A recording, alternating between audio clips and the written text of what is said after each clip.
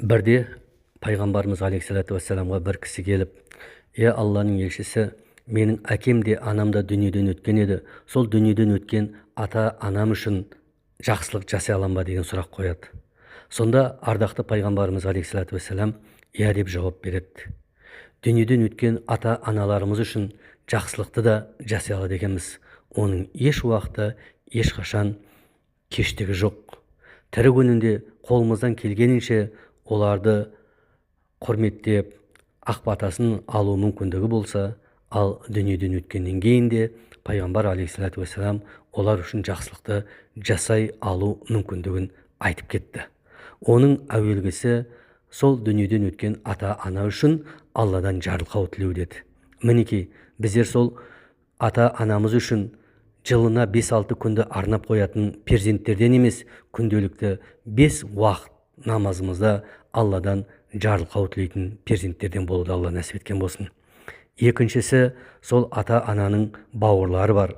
Өзіміздің әкеміздің бауырлары ол туысымыз болса, анамыздың бауырлары ол нағашыларымыз. Екеуін себепкер етіп қарым-қатынасымызды үзбеуіміз. Үшіншісі, ата-ананың тірлігінде, тіршілігінде сыйласқан, сырласқан достары бар, оларды құрметтеу деді. Сондықтан атам қазақ, әкең өлсе де әкеңнің көзін көрген өлмесін деген.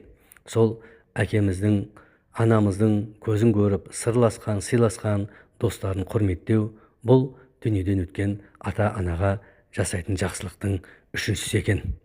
Төртінші деді, ата-ана тірлігінде, тіршілігінде бір нәрсені уәде ете жүріп, сол бір уәдесін орындай алмай дүниеден өтіп кетсе, сол уәдені артындағы перзенттерінің бірі орындайтын болса, мінекей сол жасаған жақсылық болады.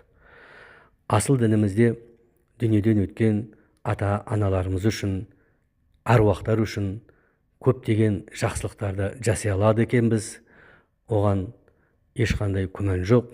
Аллах Тағала сондай аруақтарын құрметтеп, сыйлаған, олар үшін Алладан рақым, пайғамбардан шапағат тілейтін ұрпақтардан болуды Алла нәсіп еткен болсын. Бүгінгі қасиетті жұма ниеттерімізді Алла қабыл етсін.